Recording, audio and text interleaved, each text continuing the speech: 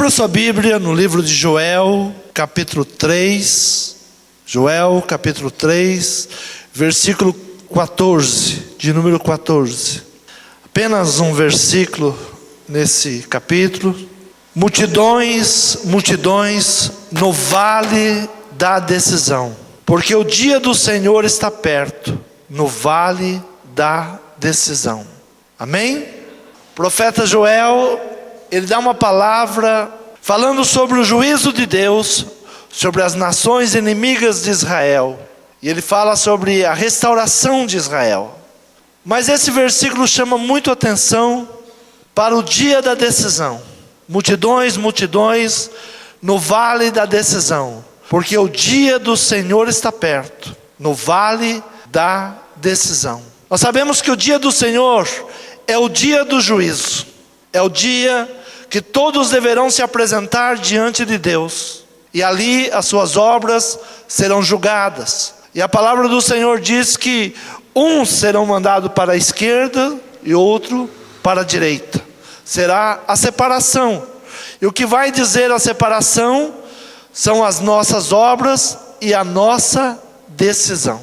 Depois que você vem à idade adulta, todo dia você tem que tomar uma decisão na sua vida. Todo dia você deve tomar uma decisão. Por mais difícil que seja tomar decisões, elas são necessárias. Eu lembro, alguns anos atrás, meus filhos eram adolescentes ainda, e nós chamamos eles para um jantar e uma decisão que nós teríamos que tomar. E o meu filho mais novo, ainda menino, ele deu uma palavra que até hoje virou ditado em casa.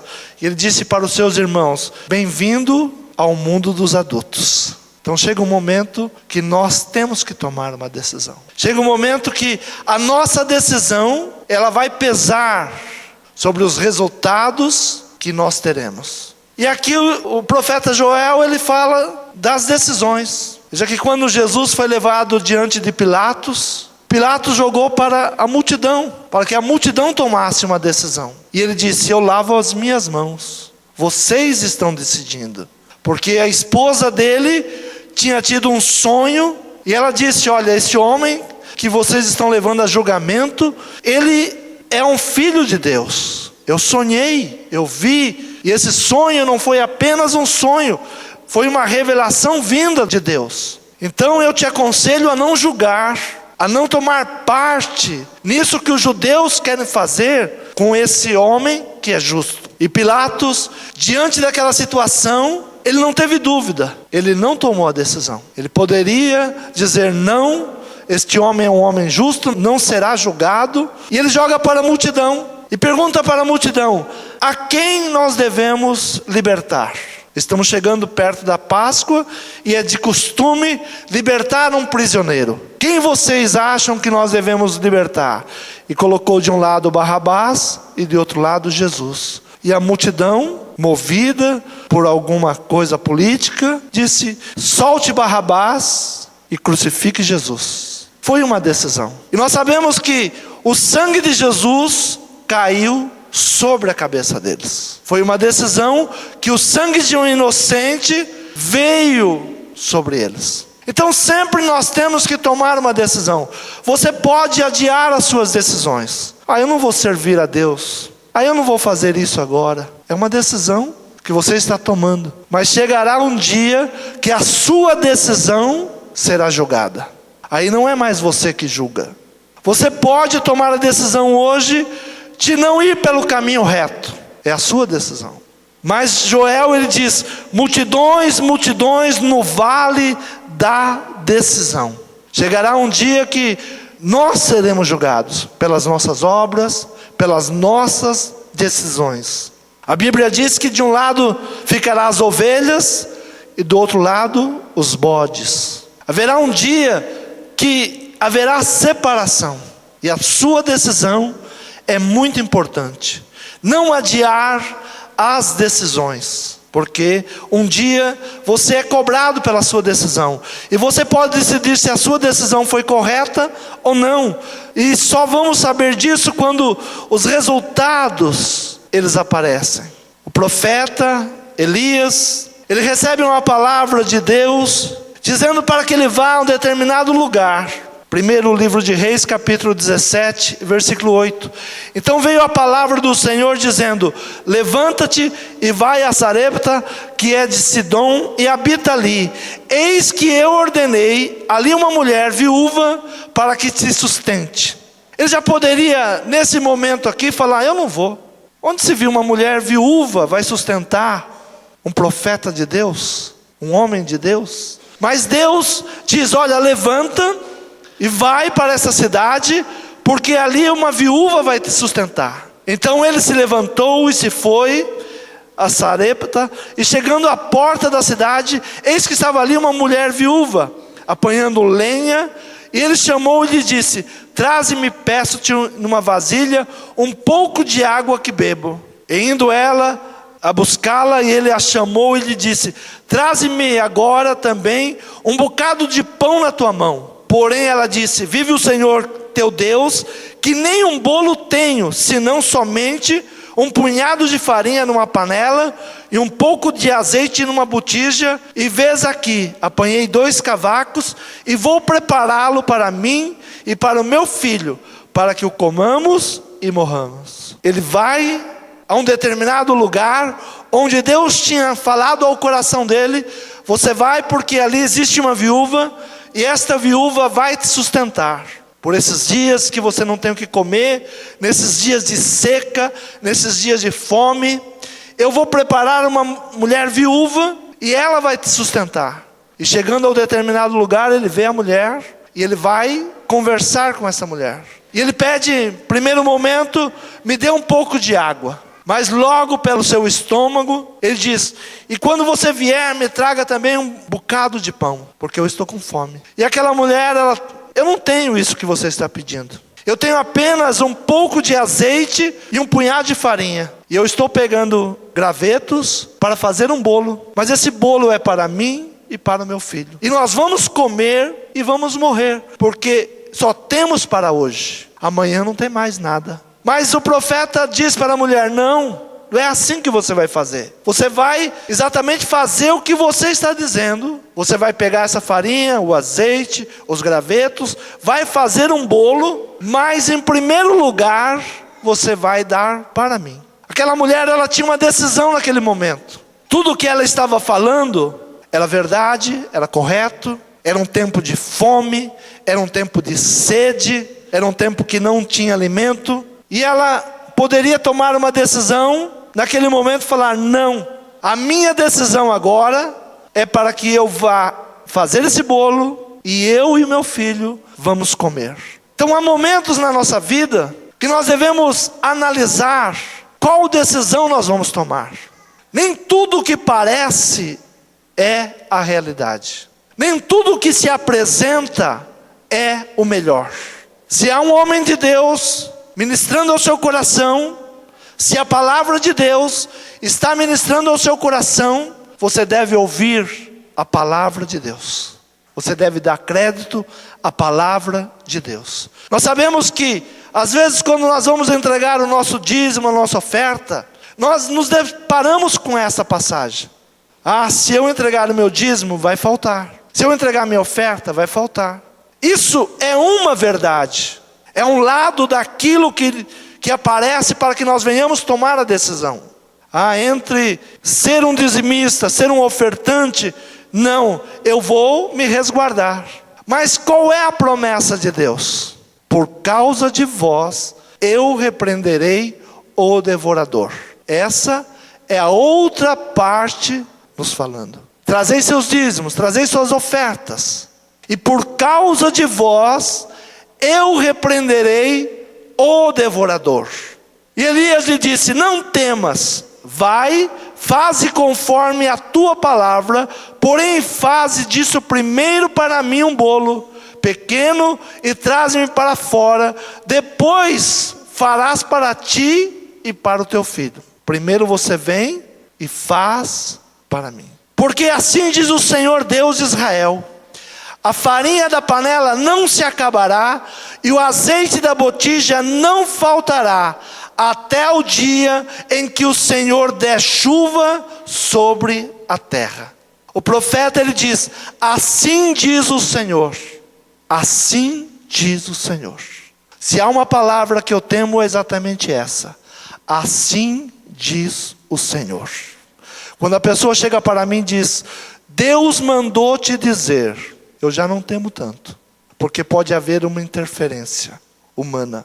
Mas quando a palavra vem: assim diz o Senhor, obedeça, faça conforme o Senhor está dizendo. Então a decisão sempre ficará para a pessoa decidir. Deus não vai decidir por você. Deus não fará por você. Deus, ele chama o seu povo e diz: eis que hoje eu coloco diante de vocês dois caminhos, o bem e o mal. Mas eu quero que vocês vão pelo bem, porque aí eu posso vos abençoar. Eis que eu coloco diante de vocês dois caminhos. Mas a decisão não é de Deus. A decisão sempre é do homem. O caminho que ele vai percorrer, o lugar por onde ele vai, sempre a decisão é do homem. As pessoas pensam que Deus manipula o homem. Deus não manipula o homem. Deus nos deu o livre arbítrio. Nós tomamos decisões. Não somos bonecos de Deus. As pessoas acham que Deus, ele fica manipulando. No momento que você abre mão do seu livre arbítrio, aí Deus vai cuidar da sua vida. Algo que nós devemos devolver a Deus é o nosso livre arbítrio. Deus, eu não quero decidir sobre a minha vida. Eu quero entregar a minha vida para o Senhor. Tudo que o Senhor quer da minha vida, eu obedecerei. Mas no momento que nós não abrimos mão do nosso arbítrio de decidirmos, nós seremos responsáveis por toda a decisão que nós tomamos. Deus controla a tua vida no momento que você entrega a sua vida a Ele. Senhor, a minha vida é sua, eu quero te obedecer. Tudo que o Senhor falar, eu farei. E como vamos fazer tudo o que Deus quer? Algumas pessoas dizem: eu não sei o que Deus quer. Tudo que Deus quer já está na sua palavra. Tudo que Deus quer do homem, Ele já deu através dos seus profetas. Está na palavra, está na Bíblia. Se Deus quiser, não. Deus não vai decidir por você. É você que tem que tomar a decisão. É por isso que muitas pessoas ficam perturbadas. Porque elas acham que Deus vai decidir por ela. Que Deus vai arrumar um namorado para ela, vai arrumar um marido para ela, vai arrumar um emprego para ela. Não. Deus não vai interferir nessas coisas. Deus já colocou 6 bilhões de pessoas no mundo para você decidir qual é a sua melhor esposa, qual é o seu melhor esposo. Você que vai decidir. Será que entre 6 bilhões de pessoas você não pode decidir? Ah, esse aqui serve, aquele não serve. É certo que Deus cuida dos passarinhos. A palavra do Senhor diz: olhai para os campos, veja as aves. Elas não semeiam e não colhem, porém Deus cuida de cada uma delas. É verdade. Mas você já viu Deus jogando comida dentro do ninho do passarinho? Deus cuida dos passarinhos. Mas eu nunca vi Deus pegando alimento e jogando dentro. Olha, chegou a hora do almoço. Chegou a hora de vocês se alimentarem agora. Chegou a hora de alimentar os filhotes. Não. Todo dia, antes que você acorde, os passarinhos já estão na luta. Eu moro num lugar que tem muitos pássaros, e às vezes às 5 horas da manhã já começa a cantoria de passarinhos. Mas não é cantando apenas não, eles já começaram a procurar sua comida e estão agradecendo a Deus, porque Deus enviou também os insetos, mas eles têm que sair do seu ninho. Eles têm que sair da sua casa, e é uma decisão de buscar. Então Deus, Ele sempre prepara o melhor. E Ele disse para o profeta: olha, você sai, vai para uma determinada cidade, lá eu vou cuidar de você. É uma decisão de sair, de ir procurar essa mulher. Encontrando esta mulher, Ele vai dar a ela a palavra profética que ele recebeu. E veja que era uma decisão difícil. Chegar diante de uma viúva que está com um punhado de farinha, um pouco de azeite, e ela diz: eu só tenho isso e vou morrer. E ele diz: não, você tem que fazer primeiro para o profeta. Por Por que ele diz, você faça primeiro ao profeta? Por causa da sua convicção que Deus estava cuidando dele. Você tem essa convicção que Deus cuida de você? Se você tem essa convicção que Deus cuida de você, não importa como a situação está se apresentando, no final você será abençoado. Não importa qual é a situação, se está faltando, se não está chovendo, se não tem colheita, não importa. Importa que Deus falou, e se Deus falou, vai cumprir. E essa foi a decisão do profeta. Ele diz, não vai ser desta maneira. Você vai fazer exatamente o que você falou. Vai lá, vai fazer o bolo, vai amassar a farinha, fazer o bolo, mas primeiro você vai sustentar o profeta. Porque assim diz o Senhor. Assim diz o Senhor. A farinha da panela não se acabará e o azeite da botija não faltará, até o dia em que o Senhor der chuva sobre a terra. Há momentos que nós vivemos de milagres, porque ele diz aqui, até o dia que o Senhor der chuva sobre a terra. Eu sempre digo que o milagre é para uma necessidade. Há pessoas que querem viver de milagres. Não, o milagre é para uma necessidade. Até o dia que o Senhor der chuva sobre a terra. No momento que o Senhor der a chuva sobre a terra, não vai precisar de milagre. Vai precisar do quê? De semear e de colher. Então há momentos na nossa vida que nós dependemos de um milagre.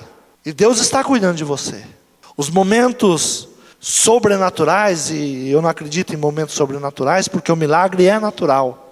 Quando dependemos de Deus, tudo é natural. Ele está cuidando de você, não é nada sobrenatural. Deus não é sobrenatural, Deus é natural. Ele cuida dos seus filhos, Ele cuida do necessitado, Ele cuida do órfão, Ele cuida da viúva, sempre que nós confiamos em Deus. Então, o profeta, ele leva aquela mulher a tomar uma decisão. Ele não poderia tomar a decisão por ela. E ele diz, não faça assim. Primeiro traga para mim. E a mulher, ela toma a decisão de obedecer o profeta. E depois destas coisas, algo muito interessante na palavra é exatamente isso. Depois destas coisas. Sempre tem o depois da sua decisão. Sempre tem o depois de uma atitude que você tomou. Por causa dessas coisas, depois dessas coisas, sempre nós vamos deparar com o momento seguinte. E o momento seguinte vai depender sempre da nossa decisão. Qual seria o momento seguinte da viúva, se ela não tomasse a decisão de abençoar o profeta? Morrer. Esse livro poderia terminar assim, esse capítulo. E a viúva decidiu fazer o bolo, ela e o seu filho comeram e morreram. Era um momento depois. Era exatamente o que ela estava enxergando. Eu e meu filho vamos comer e morrer. Por isso, todas as decisões têm um depois. Por isso que a palavra do Senhor diz, por causa dessas coisas. Que coisas? De você ser um dizimista fiel, ser um ofertante fiel, é confiar em Deus. O seu dízimo, ele não vai aumentar a sua capacidade de se manter. Se você não consegue viver com 90%, não é os 10% que você entrega ao Senhor que vão mudar a sua história. É muito pouco diante daquilo que você tem para mudar a sua história. E algumas pessoas, quando chega o momento de fé, o momento de decisão, ele não toma uma decisão. Estava lendo um livro do Murdoch, e ele diz que um amigo dele, chegou um momento que ele tinha que tomar uma decisão entre comprar um carro e comprar um terreno. E o amigo tomou a decisão de comprar um carro velho. E ele poderia ter comprado um terreno, e ele não comprou aquele terreno. Mas passado alguns anos, no lugar onde ele iria comprar o terreno, montou-se o parque da Disney. E aquele terreno supervalorizou. O carro se acabou. Se ele tivesse aquele terreno nas suas mãos, ele poderia comprar muitos carros. Então, a direção certa. Algo que nós devemos pedir para Deus. Senhor, me dá sabedoria para tomar decisões. Me dá sabedoria para tomar decisões. Quando nós temos oportunidade de honrar a Deus ou ficar com mais 10%. É uma decisão sua. Deus não vai interferir. Eu vou perder a salvação por isso? Não. Eu creio que não. Eu vou deixar de ir para o céu porque eu não sou dizimista? Não, salvação não tem nada a ver com dizimista. Mas as mordomias de Deus estão relacionadas a ser ofertante e ser dizimistas. Estão relacionadas a isso. Muitas pessoas dizem: há muitos pastores hoje só pregando sobre dinheiro. É verdade. Mas quando você olha dentro da igreja que você é um pastor, e há muitas pessoas desempregadas, muitas pessoas passando fome, há muitas pessoas necessitadas, há muitas pessoas que não crescem, não desenvolvem, há uma maneira de você alcançar a bênção e o favor de Deus. E essa maneira de alcançar as bênçãos materiais é honrando a Deus. Aí você passa a ter parte nas mordomias de Deus. Nas mordomias. E Deus, Ele nos chama sempre uma decisão. E essa decisão é de servi-lo ou não servi-lo. Honrá-lo ou não honrá-lo. Nós não podemos achar que Deus vai nos manipular. Algumas pessoas dizem: por que Deus não responde à minha oração? Porque a sua oração pode não estar em concordância com a palavra de Deus. A sua oração, ela pode estar fora da palavra de Deus. A viúva, ela poderia ter tomado a decisão de não fazer o bolo para o profeta. A decisão era dela. Ela iria orar e talvez acontecesse a morte do mesmo jeito. Porque nesta terra, na situação que estava, muitas pessoas, muitas famílias, muitas crianças, muitas viúvas estavam morrendo. Ela simplesmente faria parte de uma estatística. Mas a palavra do Senhor diz: por causa de vós, eu farei isso. Na sua tenda. Isso não quer dizer que na tenda dos demais da sua volta não possa estar acontecendo. Mas na sua tenda não chegará praga. Se faz a diferença por uma decisão. E Joel fala que haverá multidões e multidões de pessoas que não tomaram uma decisão. A palavra é pregada, a palavra é ministrada, a palavra é ensinada. E muitas pessoas não tomam uma decisão de seguir a Deus, de ouvir a palavra, de dar crédito à palavra, de mudar a sua atitude, de mudar a sua maneira de agir, a sua maneira de ser. O Senhor, Ele prepara sempre o melhor. O salmista Davi, no Salmo 84, ele diz: quão amáveis são teus tabernáculos, Senhor dos exércitos. A minha alma está anelante e desfalece pelos teus átrios do Senhor.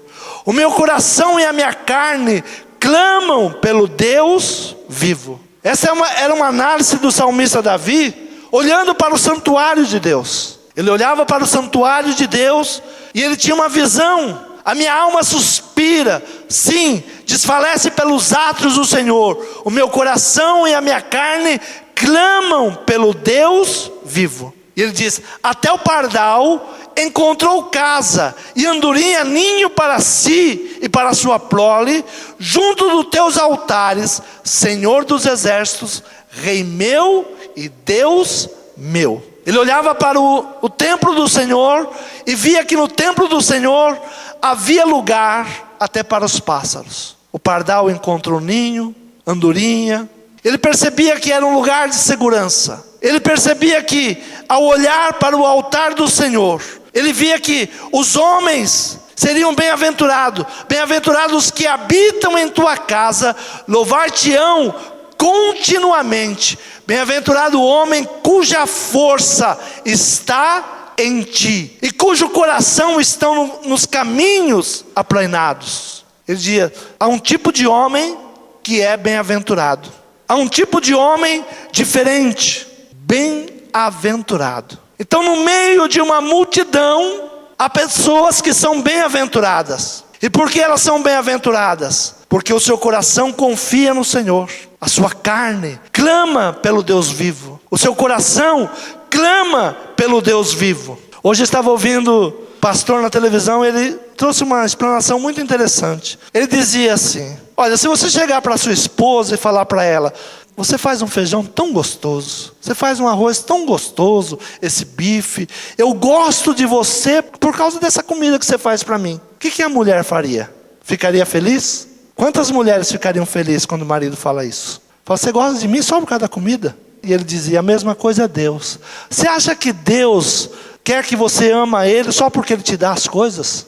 Você acha que Deus fica feliz porque o dia que você pede um milagre e você recebe aquele milagre, aí você naquele milagre fala: Senhor, eu te amo. No dia seguinte você precisa de outro milagre e começa a murmuração. Ou você tem uma aliança com Deus. Ou você pode fazer a oração do profeta Abacuque: ainda que não tenha, todavia eu me alegro no Senhor. Ainda que não tenha, o meu coração é teu, eu te amo por isso. Eu te amo pelo que o Senhor é, e não pelo que o Senhor vai me dar. Algumas pessoas pensam: se eu for dizimista, Deus vai me dar o quê? Deus não precisa te dar nada, irmão. Você já recebeu antes a vida, a saúde, a paz, a alegria, a proteção. Ele já te ama antes de você amar Ele. Você não precisa ser um dizimista, um ofertante, porque Deus vai te dar alguma coisa. Mas tendo uma aliança com Deus, você tem proteção, você é um homem bem-aventurado, tudo te irá bem. É uma aliança. Deus não precisa do seu dinheiro, Deus não precisa da sua oferta.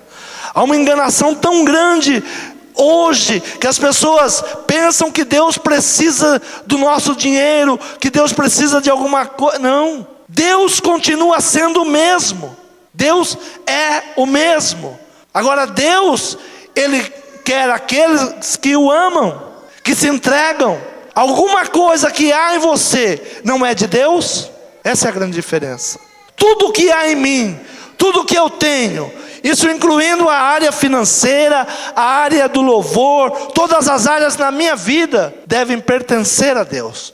Não existe uma área na minha vida que não possa pertencer a Deus. Todas as áreas pertencem a Deus. Eu sempre digo que o começo da falência de um casamento é quando a mulher ou o homem começa a dizer: esse é o meu carro, esse é o meu salário. E sempre que eu ouço isso, eu digo: começou a falência desse casamento. Porque se há uma aliança, o que é meu é seu, e o que é seu é meu. Não existe aliança que não haja um comprometimento. Aliança é entrega. Quando nós pegamos aliança, ela não tem começo e não tem fim. Não existe uma solda, não existe uma emenda. Isso é o simbolismo da aliança. Não tem começo e não tem fim. Então tudo que é de Deus passa a ser seu. Será que quem tem mais, você ou Deus? Será que você tem tanto para esconder alguma coisa de Deus? Eu sempre, quando falo isso, eu lembro de um missionário que ele foi para a África. E chegava lá, ele queria evangelizar os povos, mas só que à noite os nativos da região entravam na sua horta, levavam tudo a sua horta embora, os animais que ele estava cuidando levavam embora, e ele estava desanimando daquele lugar. Ele diz: os nativos daqui não deixam nada, eu planto, eles, quando está para amadurecer, eles vêm e pegam. Eles pegam os meus melhores animais. Mas alguém disse: olha, faz o seguinte, para você ser missionário nessa terra, você tem que fazer uma aliança com um chefe de tribo aqui, que ele domina todas as tribos aqui. Se você tiver uma aliança com ele, ninguém vai mexer em nada. E ele foi conversar com esse chefe da tribo, que dominava as demais tribos. E esse chefe da tribo disse: o que você tem? Ah, sobrou uma ovelha só aí. Bom, então pega ela, solta lá no pasto. Aí ele pegou a ovelha dele e soltou lá no pasto do chefe da tribo. Passado alguns dias, alguns meses, ele estava indignado. Agora piorou. Eu tinha uma ovelha, agora não tenho nenhuma. Porque entreguei, tenho proteção, mas não tenho leite, não tenho mais nada. E ele foi falar com o chefe daquela tribo: olha, eu fui instruído a fazer uma aliança contigo, que você me guardaria. Na verdade, ninguém entrou mais no meu terreno, na minha casa, mas eu não tenho mais nada. A única ovelha que eu tinha está no seu pasto. Ele diz: não, todas aquelas ovelhas são tuas também. Você pode vir aqui, tirar o seu leite, de vez em quando pegar uma cria para comer. Tudo que está lá é seu também. Assim é Deus. Você pensa que você tem uma ovelha e você vai entregar para Deus e vai ficar sem? Não. Tudo que é de Deus passa a ser teu também. Eu sou o dono da prata e do ouro. Eu sou o dono. Tudo está no meu controle. Então, são essas as decisões. Esta mulher, ela poderia ter tomado uma decisão, comer e morrer. E muitos estão tomando essa decisão. Come e morre. Porque sempre estão precisando de um milagre. Faça uma aliança com Deus. Faça um propósito com Deus. Decisões devem ser tomadas. Bem-vindo ao mundo dos adultos. Porque o adulto, ele acha que vai perder. Hoje os casamentos são feitos com interesses. É por isso que a palavra do Senhor diz: aquele que não se torna como uma criança, não herdará o reino dos céus. Quem briga pelas coisas dos filhos são os pais, que botam na cabeça dos pais que o que a criança tem é mais importante do que o que o vizinho tem. Mas as crianças, quando elas saem na rua para brincar, eles não sabem qual brinquedo é mais importante. Eles chamam seus amiguinhos para brincar juntos. Vem, vamos desfrutar desse brinquedo. Quando, na minha época, comprar uma bola era muito difícil. E tinha alguns pais que davam uma bola para o seu filho. Mas o filho não sabia que aquela bola era tão cara. Ele pegava a bola e queria jogar com os amigos. Aí o pai chamava ele e falava: não, vai estragar a bola. Aí aquele menino se isolava dos demais. Aí ele passava a ser alguém fora da sociedade. Os outros queriam brincar com a bola, mas o pai achava que aquele brinquedo que tinha dado para ele era muito caro e iria se estragar. Assim são os adultos. Eles acham que o que ele tem é muito valioso. O que você tem só é valioso na mão de Deus. A sua vida só é valiosa na mão de Deus. A minha vida só é valiosa na mão de Deus. Vão indo de força em força, cada um deles em Sião aparece perante Deus. Essa era a visão que Davi tinha do templo. Olha, as pessoas que vão ao templo são bem-aventuradas. Eles vão passando pelo vale de Baca, faz dele uma fonte. A chuva também enche os tanques. Ele fala aqui de um vale que muitas vezes ficava seca, boa parte do tempo ficava seca. Mas ele diz: no meio de um tempo de seca, há fontes e a chuva. Não há seca para aquele que confia no Senhor. Não há momentos que o Senhor não esteja abençoando a sua vida. Vão indo de força em força. Cada um deles em Sião aparece perante Deus. Senhor, Deus dos exércitos, escuta a minha oração. Inclina os ouvidos, ó Deus de Jacó. Olha, ó Deus, escudo nosso, e contempla o rosto do teu ungido, porque vale mais um dia nos teus átrios do que em outra parte 1000. Preferiria estar à porta da casa do Senhor meu Deus, habitar nas tendas da impiedade, porque o Senhor Deus é um sol e escudo. O Senhor dará graça e glória, não negará bem algum aos que andam em retidão. O Senhor não vai negar aquilo que você está precisando. Você é uma pessoa que tem andado reto? Você tem buscado ao Senhor? Você tem honrado ao Senhor? Você é uma pessoa bem-aventurada? A visão de Davi é exatamente essa: não negará bem algum aos que andam na retidão. O Senhor dos exércitos, bem-aventurado o homem que em ti põe a sua confiança. A decisão é essa. No que você está colocando sua confiança? É na sua força? É no seu dinheiro? Ou é em Deus? Bem-aventurado o homem que coloca a confiança em Deus. Essa é uma decisão. Diante de uma situação que você esteja vivendo, você pode fazer igual a viúva: abençoar, ouvir a voz de Deus, obedecer a voz de Deus e fazer aquilo que Deus está mandando você fazer. Ou tomar uma decisão ao contrário. Deus nunca vai tomar a decisão por você. Aprendam isso: Deus nunca vai tomar a decisão por você. Deus nunca vai pegar um homem e falar: este homem aqui é para você casar, ou esta mulher aqui é para você casar. Porque seria muito fácil, né? Foi o que Adão fez. Adão, quando teve problema lá na sua vida familiar, o que ele diz? A mulher que tu me deste. Ele jogou a culpa para Deus. Olha, a mulher que tu me deste. E realmente tinha sido Deus que tinha dado a ele uma mulher. Por isso hoje não temos essa desculpa. Existem 6 bilhões de pessoas. Olha, vê qual será o melhor homem para você. Qual será a melhor mulher para você casar. Qual será, para que depois você não venha reclamar. Para que depois você não venha a dizer que não foi você que escolheu. Algumas pessoas dizem, eu casei porque a profeta mandou eu casar. Não será a profeta que vai ser cobrada, vai ser você. A profeta falou que eu deveria casar com aquela mulher. Há uns meses atrás, tivemos um pastor que largou a sua mulher porque uma profeta diz que ele deveria largar sua família para casar com outra mulher. Isso é um pastor. Imagina o povo. Imagina o povo. Um pastor sem entendimento, sem sabedoria, ouvindo aquilo que Deus mandou dizer. Não. Deus, ele diz, assim diz o Senhor. Quando mandou dizer, é recado. Mandou dizer, é recado. Deus mandou te dizer. Deus está mandando dizer. Não, eu nunca faço isso. A Bíblia diz, assim diz o Senhor. E ai daquele que mudar um tio do que está escrito aqui. A decisão sempre é nossa. A palavra está para ser luz para os nossos pés. O Senhor aplana o caminho, mas a decisão é nossa. Você crê nessa palavra? O Senhor diz que não vai deixar, porque o Senhor Deus é um sol e escudo. O Senhor dará graça e glória. Não negará bem algum aos que andam na retidão. O Senhor é o sol.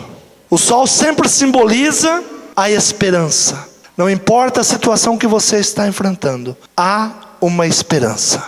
Ainda que a noite seja escura, mas pela manhã vai brilhar o sol. Não importa a situação que você está vivendo hoje, o Senhor é o sol na tua vida. E escudo, proteção. São as certezas daqueles que caminham pela palavra do Senhor. Por mais escuro que seja a noite, a situação vai mudar.